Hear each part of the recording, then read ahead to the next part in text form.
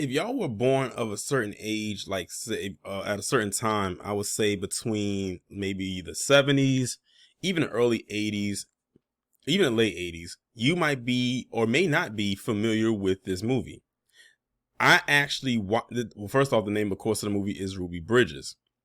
And I didn't even know that Disney was the one that made this movie when I first watched it. And I actually first watched this movie when I was in middle school. I think I was in middle school and it was during Black History Month and we really didn't know too much about Ruby Bridges.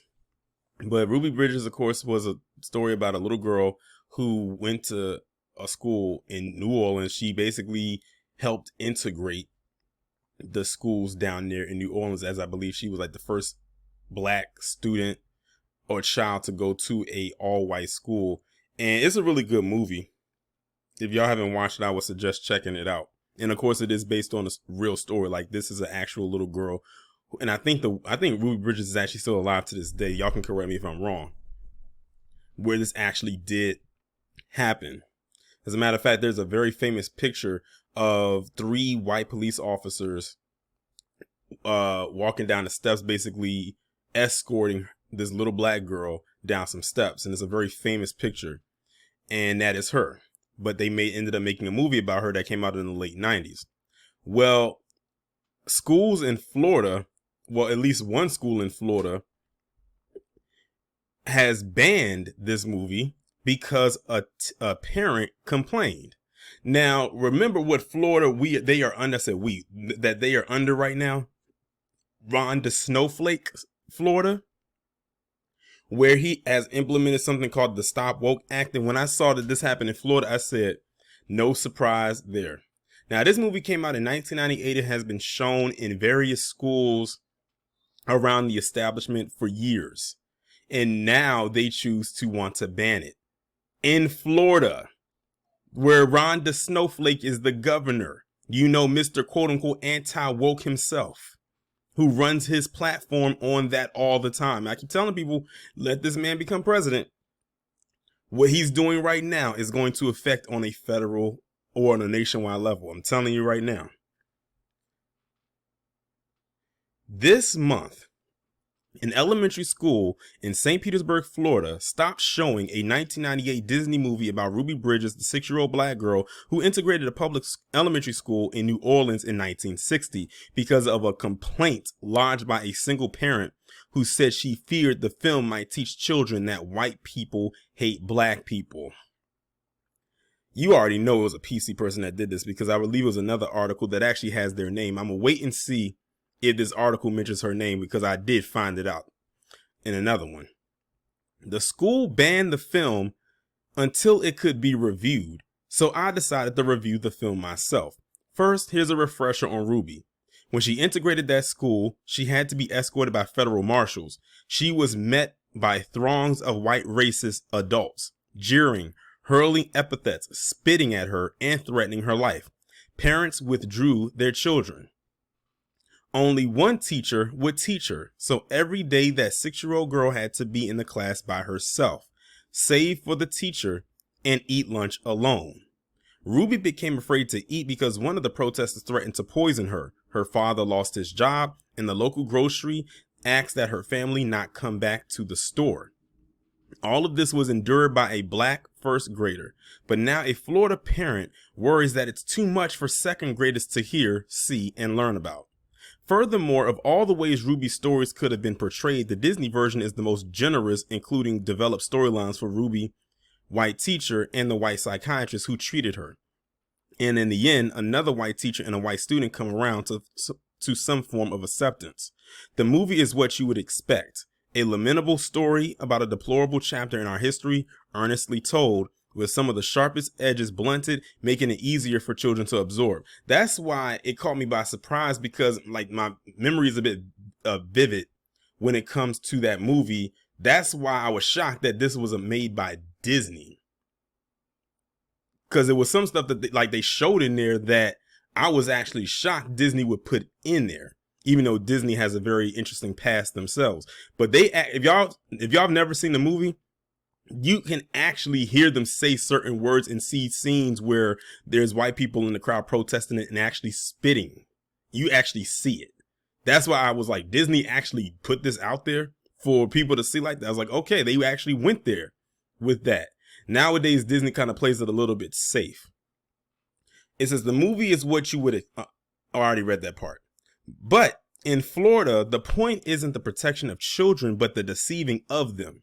It's to fight so-called woke indoctrination with the historical whitewash. And the state has given individual parents extraordinary authority as foot soldiers in this campaign. In this case, a single objecting parent is apparently enough to have a lesson about our very recent history question or even ban. Remember, Bridges isn't some ancient figure in a dusty textbook. She's alive and well today. Well, that answered my question. She's 12 years younger than my own mother. Earlier this year, in the same school district, Toni Morrison's The Bluest Eye was banned from all district high schools because a parent complained about a violation seen in the book. Also this month, a principal in Florida was pressured to resign after students were shown Michelangelo's statue of David, a biblical figure no less, and 3 parents complained.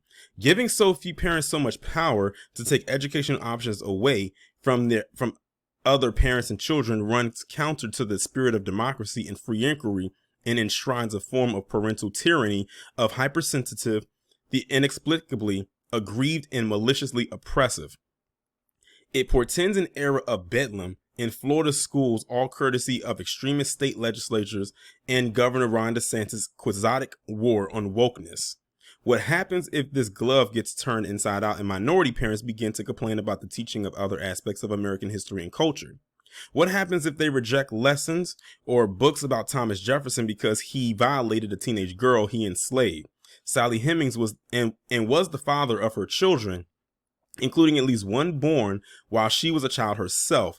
For the record, I consider all sex between enslavers and those who they enslaved as violations because it was impossible for the enslaved to consent.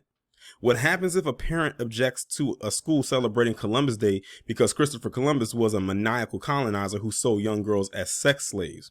What happens if parents object to books and about and celebrations of Thanksgiving because the standard portrayal of the first Thanksgiving as a meeting among friends who came together to share bounty and overcome difference is a fairy tale? What if they object to the Bible itself, which includes violations, incest, torture, and murder? History is full of horribleness. We do ourselves and our children no favors pretending otherwise. Learning about human cruelty is necessarily uncomfortable. It is in that discomfort that our empathy is revealed and our righteousness awakened. These debates continue to center on the discomfort of white children, but seem to be ignoring the feelings of black children, discomfort or otherwise. As I watched the film, I was incredibly uncomfortable, sometimes angry, sometimes near tears as I revisited Ruby's stories. How did that happen? How do we honor that moment, condemning the cruelty of the races and exalting her bravery? And how do we address the effect of racial discrimination on the American experience? If an accurate depiction of white racism and cruelty is a metric by which educational instruction and materials can be banned, how is a true and full teaching of American history possible? Maybe distortion is the point. It's the resurrection of a lost cause moment in which a revisionist history is crafted to rehabilitate Southern races. The wave of censorship we're seeing also invokes for me the slave Bible, an abridged text used in the 1800s in the West Indies to try to pacify the enslaved. Passages that evoked liberation were cut, and passages that supported slavery were kept. It was a tool of psychological warfare masquerading as sacred text. DeSantis' Florida is engaged in similar psychological warfare. Its battlegrounds are race, gender, and sexuality, and is napalming inclusive narratives. The state's crusading censors are choosing the comfort of ignorance over the inconvenience of truth. And by the way, this was an op-ed piece. As you can tell it read more like an op-ed piece, but it did have some factual stuff in there. But yeah, this is Ron DeSantis is doing. Okay, like I keep telling y'all, this is Ron DeSantis' Florida happening right now. And if that man becomes president, what you just heard right here, he's going to shift that on a national level. And then we are definitely in trouble. I keep telling people thought 45 was bad. People said that they don't like 46. I said, let Ron the Snowflake become president. And I'm going to keep saying that until I'm blue in the face. Let that man become president. Let him get inaugurated as the 47th president of the United States. We going to be like, oh my God, like that's going to be a point where you can probably like really wish that you could fly your ass to the moon and just start a new life there. Because this guy is going to like wreak havoc. But it's crazy how one person's complaint, just one. It was no petition. It wasn't no protest. It was just one parent's complaint and their fragility that caused them a movie that's been shown for years to get banned. Now, here's the crazy part about it. That means that this movie was still being shown even when Ron the Snowflake was still, governor, and still is governor the last couple of years.